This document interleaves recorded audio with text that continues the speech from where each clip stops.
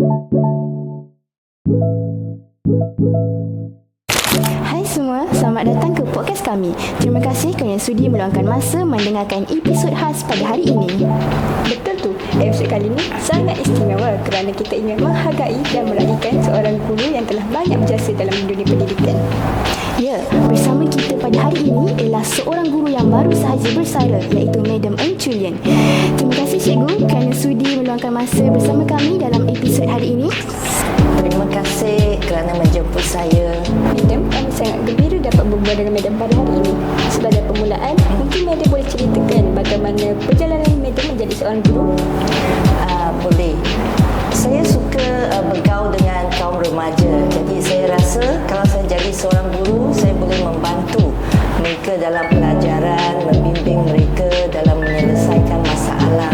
Jadi saya pilihlah kerjaya guru. Menarik juga bila dengar bagaimana seseorang boleh memulakan kerjaya sebagai seorang pendidik. Kadang-kadang ada yang bermula daripada minat, kadang-kadang ada juga yang bermula daripada inspirasi seseorang. Betul, dan bila seseorang telah mengajar selama bertahun-tahun, mesti banyak kenangan yang telah terkumpul. Jadi Madam, sepanjang tempoh Madam mengajar, apakah antara kenangan yang paling Madam ingat ataupun paling berkesan di hati Madam? Okey, kami telah mengalami banyak pelajar. Jadi saya ingat ada seorang pelajar yang menghadapi masalah keluarga. Jadi menyebabkan dia tak boleh menumpukan perhatian kepada pelajaran. Jadi saya menasihatilah supaya belajar bersungguh-sungguh, supaya boleh mengubah keadaannya dan boleh berdikari. Jadi dia pun belajarlah bersungguh-sungguh. Jadi saya amat suka dia dapat keputusan yang baik. Alhamdulillah. Rasa gembira lah. Saya rasa setiap guru mesti ada cerita yang menyentuh hati tentang pelajar mereka.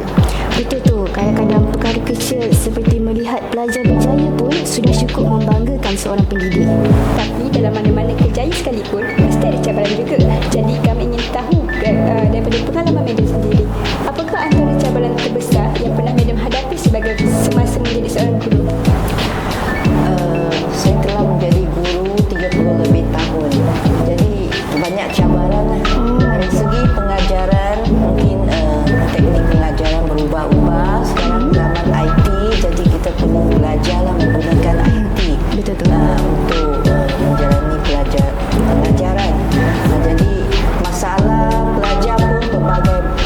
Jadi kita perlulah gunakan pelbagai cara untuk mengatasinya. Betul. Walaupun ada cabaran, Madam tetap terus mengajar dan beri komitmen selama bertahun-tahun. Itu sememangnya sesuatu perkara yang sangat mengagumkan. Saya setuju. Guru ni merupakan insan yang sangat penting dalam membentuk masa depan pelajar. Sebagai seorang guru yang berpengalaman, apakah nasihat Madam kepada guru-guru yang baru mulakan kerjaya diorang? Saya berpendapat zaman sekarang adalah zaman yang penuh cabaran.